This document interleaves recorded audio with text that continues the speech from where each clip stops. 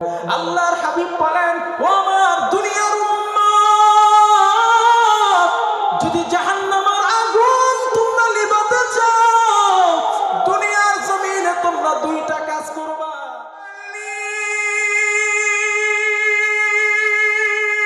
তুমি জান্নাতে, আল্লাহর নবী বলেন, আসামের মুসলমান দুইটা আমল আপনাদেরকে দিয়ে যায়।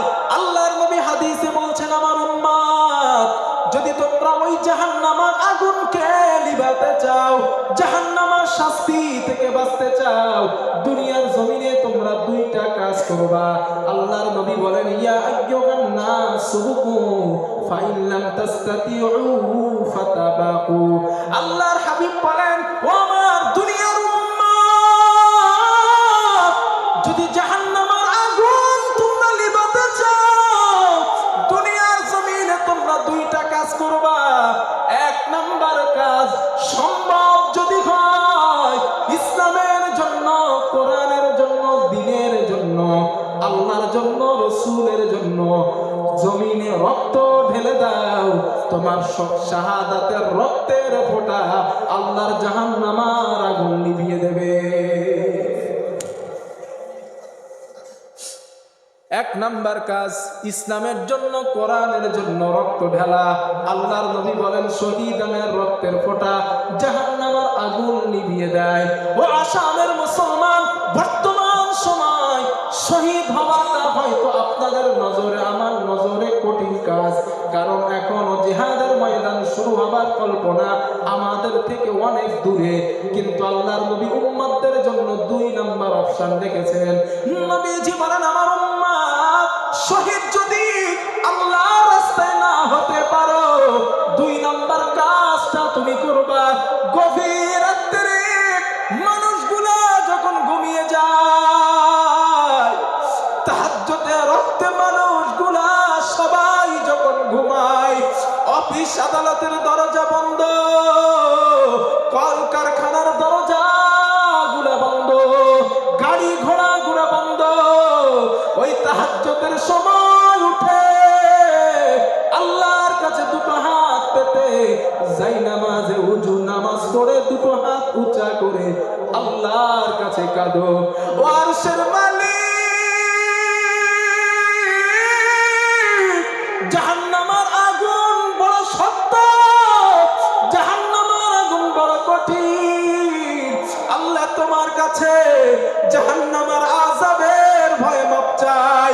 আল্লাহর নবী বলেন, আমার উম্মত, তোমার দুই ফোঁটা চোখের পানি জাহান্নামের ভয় যদি মাছির মাথা পরিমাণ হয়, দুই ফোঁটা চোখের পানি যদি মাছির মাথা পরিমাণ হয়, ওই দুই ফোঁটা পানির বিনিময় আমার আল্লাহ তোমার জন্য জাহান্নামকে হারাম করে দিবে। লিল্লাহে তাকবীর। শহীদ হওয়া হয়তো সহজ নয়, শহীদ হওয়া হয়তো কঠিন, কিন্তু রবের ভয়ে, জাহান্নামের ভয়ে, আল্লাহর ভয়ে রাতের বেলা একা একাকী অগোচরে মানুষের চোখে ফাঁকি দিয়ে আল্লাহর কাছে কান্না করা কি কঠিন? জোরে বলেন, কান্না করা কি কঠিন? না, কান্না করা তো যাবে ইনশাল্লাহ না? যাবে তো ইনশাল্লাহ না? আরো জোরে বলেন, যাবে তো ইনশাল্লাহ? আল্লাহ আমাদের কান্নাওয়ালা চক্ষু দান করেন, জোরে বলেন আমিন। একটা হাদিস শোনাবো? হ্যাঁ, কষ্ট হইতেছে আপনাদের? আচ্ছা, চলে যাবেন কেটে কেটে, হাত তোলেন তো দেখি। কেউ যাবেন না? ভাই আপনারা একটু ওটাউটি করেন, না হলে কমিটিরা আমাদের ছাড়বে না। আপনারা একটু ওটাউটি করেন, তখন কমিটিরা বলবে, হুজুর লোকজন যাইতেছে, আপনি শেষ করে দেন। আপনারা ওটাউটি না করলেও ছাড়তে পারি না। থাকবেন ইনশাল্লাহ না? না, আমি এটা একটু মজা করে বললাম আর কি, মজা করে। আচ্ছা, আমি মুসাফির মানুষ, মুসাফির হাদিসে আসছে মুস্তাজাবুদ দাওয়া, মুসাফির দোয়া করলে আল্লাহ কখনো ফেরায় না, আল্লাহ কবুল করেন। তিন শ্রেণীর দোয়া ফেরে না, তার মধ্যে একটা মুসাফির। আমি মুসাফির মানুষ, আমার কাছ থেকে দোয়া নিয়ে যাওয়ার ইচ্ছা আছে আপনাদের সবার ইনশাল্লাহ? দেখি কার কার আছে। লিল্লাহে তাকবীর, লিল্লাহে তাকবীর।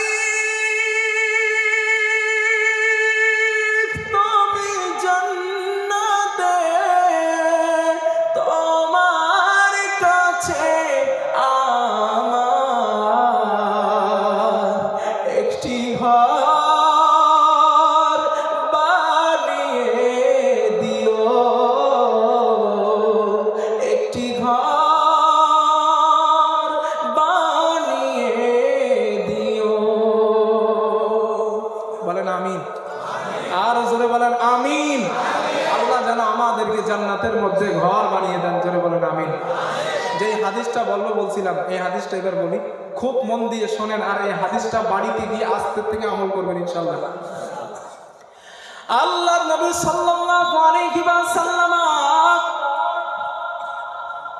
জোহরের নামাজ পড়ে নবীজি বাড়িতে আসলে আল্লাহর নবী বাড়িতে এসে দেখেন ঘরের দরওয়াজাগুলো বন্ধ, ঘরের জানালাটাও বন্ধ।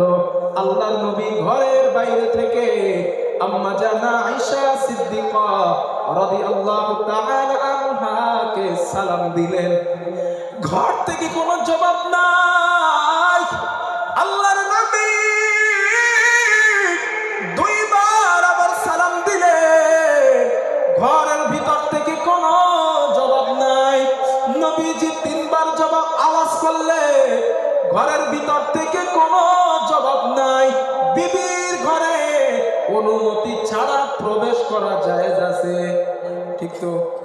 বিবিদের ঘরে অনুমতি ছাড়া যাওয়া যায়, কিন্তু অন্যের ঘরে অনুমতি ছাড়া যাওয়ার সুযোগ নাই।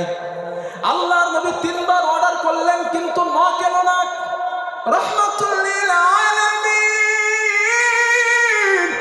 আমার নবী ঘরের দরজাটা ঠেললেন। আল্লাহর নবী ভিতরের দিকে লক্ষ্য করে দেখেন আমাদের আম্মা জান আয়েশা সিদ্দিকা রাদিয়াল্লাহু তাআলা আনহা নামাজের পাটিতে দুটো হাত উঁচু করে বাচ্চা শিশুদের মতো ডুকরে ডুকরে কাঁদে। আল্লাহর নবী পিছনে দাঁড়ানো। আম্মা জান আয়েশার কান্না করা যখন শেষ হয়ে গেল, নবী আয়েশারে জিজ্ঞাসা করে, আয়েশা দুপুরবেলা রান্না বন্ধ করে দিয়া কেন তুমি কাঁদো? কেউ কি তোমাকে বকেছে? কেউ কি তোমার মেরেছে? কেউ কি বাজে কথা বলেছে? আম্মা জান আয়েশা জবাব দিলেন, লা না ইয়া রাসূলুল্লাহ,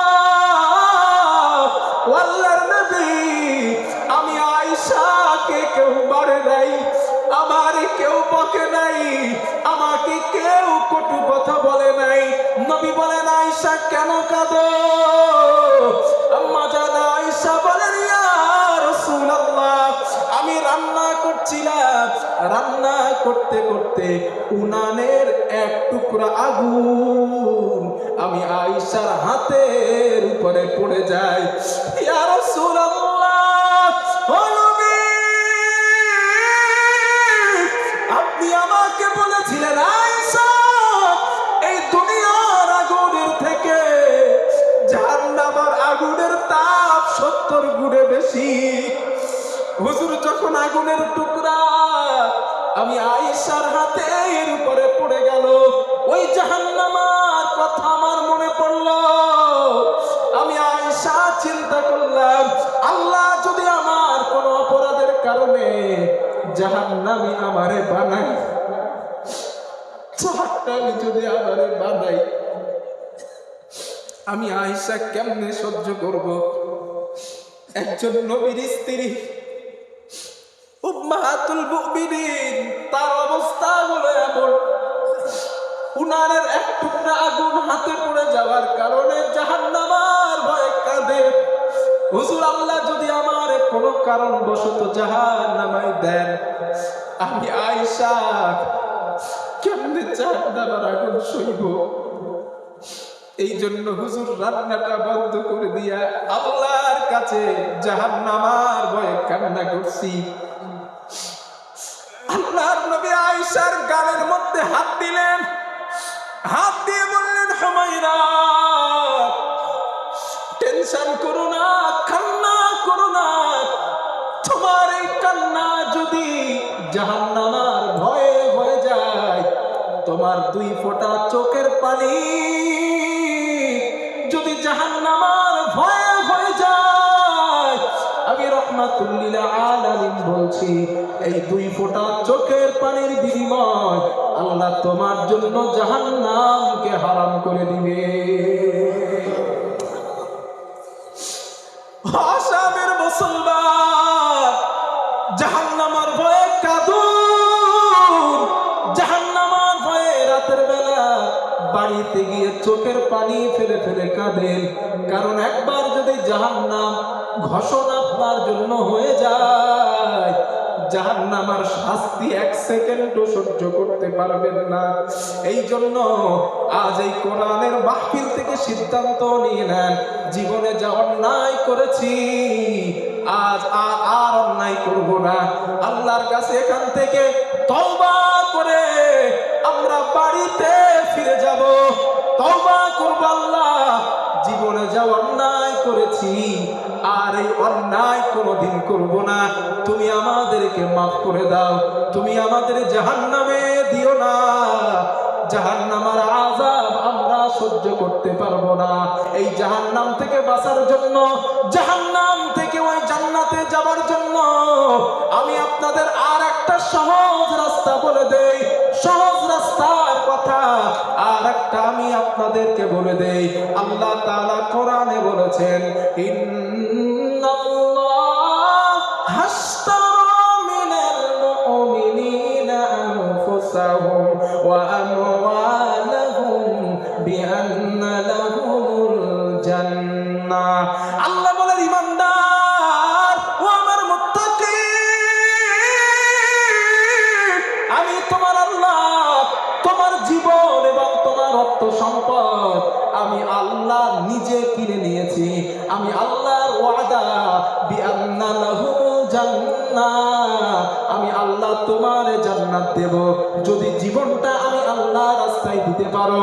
তোমাকে যে অর্থ দান করলাম, ওই অর্থ যদি আমি আল্লাহর রাস্তায় দান করতে পারো, আমি আল্লাহর ঘোষণা, আমি তোমার জান্নাত দেব। সুবহানাল্লাহ। আরো জোরে বলেন সুবহানাল্লাহ।